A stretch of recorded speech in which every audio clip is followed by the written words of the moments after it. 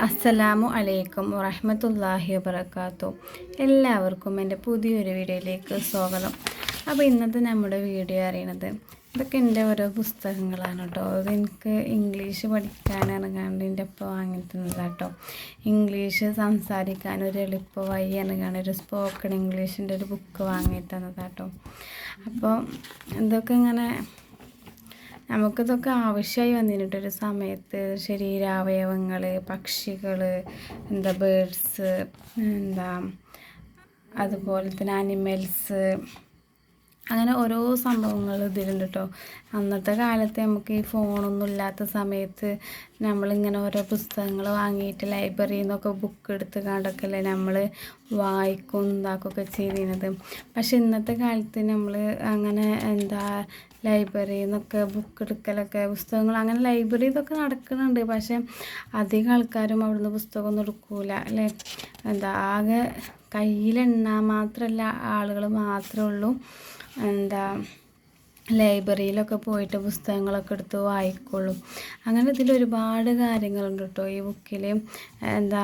എനിക്കൊരുപാട് ഇഷ്ടമായിരുന്നു കേട്ടോ. പക്ഷെ ഇപ്പോഴത്തെ കാലത്തൊക്കെ ആരും ഇങ്ങനത്തെ ഒന്നും ഉപയോഗിക്കൂലല്ലോ.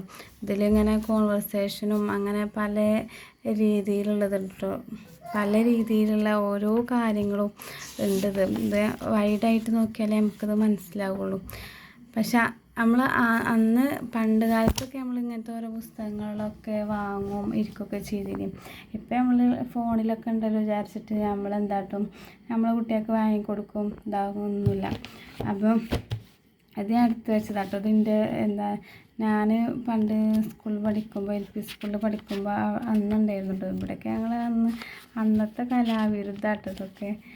ഞാൻ LP സ്കൂളിൽ പഠിക്കുമ്പോൾ ഇങ്ങനെ ഫസ്റ്റിൽ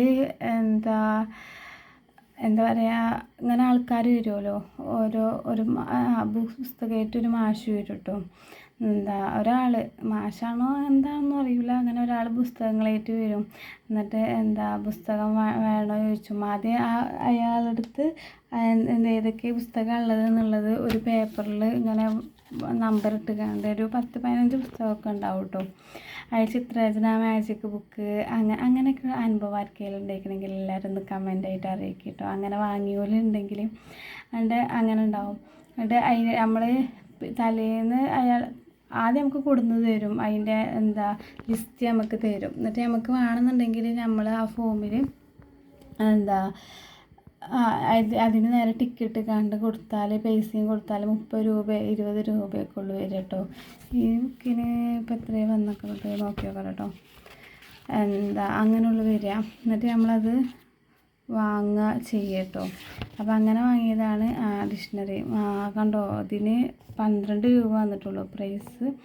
RS 12. ഇതൊക്കെ അന്നത്തെ കാലത്ത് അന്നല്ലാത്ത സമയത്ത് ഡിക്ഷണറി എന്നൊക്കെ എഴുതിയതാണ് കേട്ടോ. എന്നിട്ട് അങ്ങനെ നമ്മൾ വാങ്ങിയിട്ടാണ് നമ്മൾ സ്കൂളിലൊക്കെ ടീച്ചർമാർ വേർഡ്സൊക്കെ എഴുതി കൊണ്ടുവരാനൊക്കെ പറയുമ്പോൾ നമ്മളിതിൽ നോക്കിയിട്ടാണ് കേട്ടോ എഴുതുക. ചിലപ്പോൾ എ എന്നുള്ള വാക്ക് വെച്ചിട്ട് 10 വേർഡ്സൊക്കെ എഴുതാൻ പറഞ്ഞാൽ ഇതിൽ നോക്കും. എന്നിട്ട് അങ്ങനെ 10 20 അങ്ങനെ എത്ര ഉള്ളത് എഴുതാൻ. ഇപ്പോൾ ഇതന്നെ നോക്കുകയാണെങ്കിൽ കേട്ടോ, ഇവിടെ ഞാൻ വലത് കയ്യിലാട്ടോ ഫോൺ പിടിച്ചിരിക്കണത്. അതാണ് കണ്ടോ. ഇതിൽ അബ്സോർബ് എന്ന് കണ്ടോ. അതിൻ്റെ മലയാളം ഇത് രണ്ടും പാടെ നോക്കുമ്പോൾ ഞാൻ ഇടത് കൈക്ക് ഫോൺ പിടിക്കട്ടെ കേട്ടോ. എന്നിട്ട് പറഞ്ഞുതരാം. കണ്ടോ, അബ്സോർബ് എന്ന് എഴുതിക്കാണ്ട് അതിൻ്റെ ബ്രാക്കറ്റിൽ അതിൻ്റെ ആ ഇംഗ്ലീഷ് എങ്ങനെ വായിക്കുക എന്നുള്ളത് ബ്രാക്കറ്റ് കൊടുത്തേക്കണം. പിന്നെ അതിൻ്റെ ഒരു ടേക്ക് ഇന്നെ സോക്കപ്പ് അങ്ങനെയും പറയും എന്നുള്ളതിൽ അങ്ങനത്തെ ഒരു ഇംഗ്ലീഷും കൊടുത്തിട്ടുണ്ട്. നമ്മൾ ഫ്ലുവൻ്റായിട്ട് ഇംഗ്ലീഷ് പറയുമ്പോൾ നമ്മൾ അങ്ങനെയൊക്കെ അല്ലേ പറയാം. അപ്പോൾ അതിൻ്റെ മീനിങ് കേട്ടോ പിന്നെ കൊടുത്തിരിക്കുന്നത്. വലിച്ചെടുക്കുക, സ്വീകരിക്കുക, ഉൾക്കൊള്ളുക എന്നൊക്കെ, അബ്സോർബ് ചെയ്യുക എന്നൊക്കെ നമ്മൾ പറയൂലേ, അതിൻ്റെ മീനിങ്. അങ്ങനെ ഓരോന്നിൻ്റെ വേർഡ്സിൻ്റെ അർത്ഥം ഇങ്ങനെ കൊടുത്തിരിക്കും. അതേപോലെ തന്നെ നമ്മൾ സ്കൂളിൽ ഇംഗ്ലീഷിൻ്റെ ബുക്കിൽ നമുക്ക് ഇതുണ്ടാവില്ല, മീനിങ് കണ്ടെത്തി വരാൻ പറയുമ്പോഴൊക്കെ നമ്മൾ ചെയ്യുക, ഇങ്ങനെ ഡിക്ഷണറി വെച്ചിക്കാണ്ട് നമ്മൾ ഓരോ വേർഡ്സും നമ്മൾ നോക്കിയിട്ട് അതിൻ്റെ അർത്ഥം എന്താണ് എന്നുള്ളത് നമ്മൾ നോക്കി ടൈം എന്താ നോട്ട്ബുക്കിൽ എഴുതുക ചെയ്യല്ലേ. പക്ഷേ ഇന്നത്തെ കാലത്ത് എന്താ ഫോണൊക്കെ ട്രാൻസ്ലേറ്റൊക്കെ ഉണ്ടാകുമ്പോൾ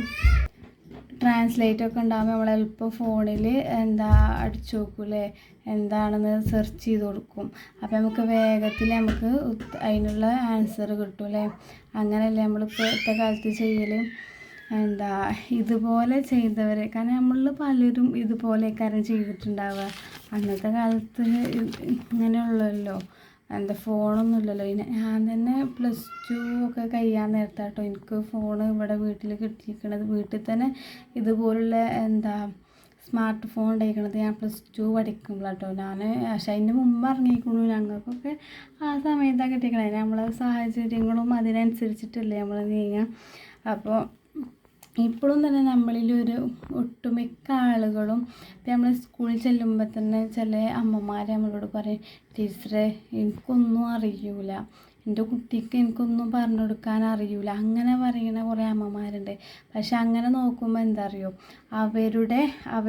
അവർക്ക് എന്താ 5ാമത്തെ 4ാമത്തെ കുട്ടിയെക്കാരം ഈ 1ലും 2ലും അങ്ങനെ LKG ആണെങ്കിലും അങ്ങനെ വരുന്നത്.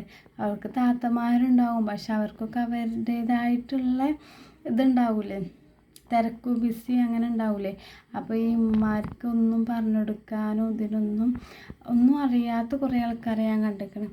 അപ്പോൾ അവർക്കൊക്കെ വേണ്ടിയിട്ടാണ്. അപ്പോൾ നമുക്ക് എങ്ങനെ ഇംഗ്ലീഷ് പഠിക്കാം. കാരണം ഇപ്പോൾ നമ്മൾ ഒരു ഫോൺ എടുക്കുകയാണെങ്കിൽ ആ ഫോണിൽ മെസ്സേജുകൾ ഒക്കെ ഒന്ന് വായിക്കണമെങ്കിലൊക്കെ നമ്മൾ വേറെ ആൾക്കാരെ ആശ്രയിക്കണ്ടേ.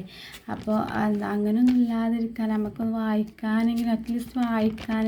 ഇപ്പോൾ ചിലപ്പോൾ നമ്മൾ സിഗ്നേച്ചർ അവിടെ സൈൻ ചെയ്യാനൊക്കെ പറയുമ്പോൾ എവിടെയൊന്നും ശരിക്കും കാണിച്ചു കൊടുക്കേണ്ട അമ്മമാരുണ്ട്.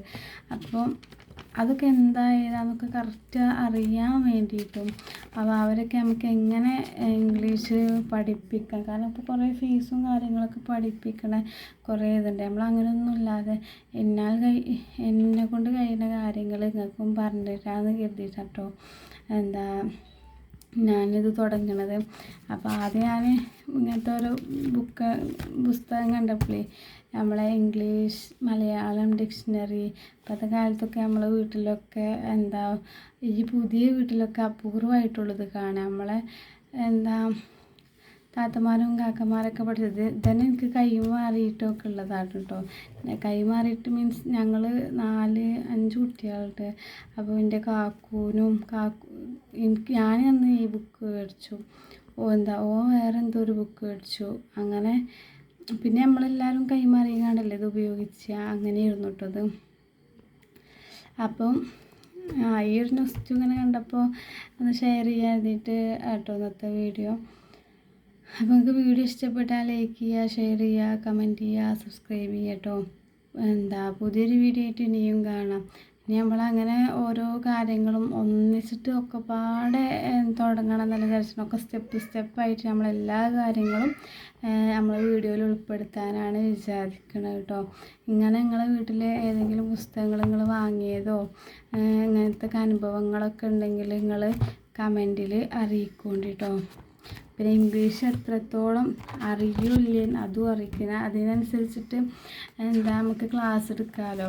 ഇതിലിപ്പോൾ ഫസ്റ്റ് തന്നെ പറയുന്നത് പാർട്സ് ഓഫ് ബോഡി എന്നാണ്, ശരീരാവയവങ്ങളെ കുറിച്ചിട്ടാട്ടോ ഇതിൽ പറയണത്.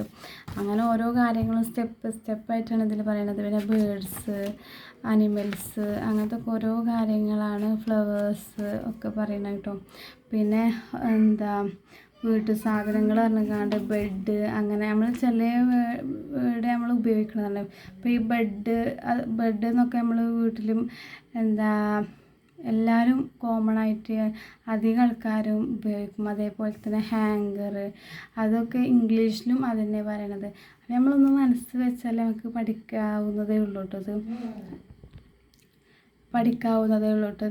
അപ്പോൾ എല്ലാവരും വീഡിയോ കണ്ട് സപ്പോർട്ടാക്കുക. നിങ്ങൾക്ക് എന്താണ് ആവശ്യമുള്ളത് എന്നുള്ളത്, എന്താണ് പഠിക്കാൻ ആവശ്യമുള്ളതെന്ന് കമൻ്റായിട്ട് അറിയിക്കട്ടോ. അപ്പോൾ പുതിയൊരു വീഡിയോ ആയിട്ട് ഇനിയും കാണാം. ബായ്. അസ്സലാമു അലൈക്കും വറഹ്മത്തുള്ളാഹി വബറകാതുഹു.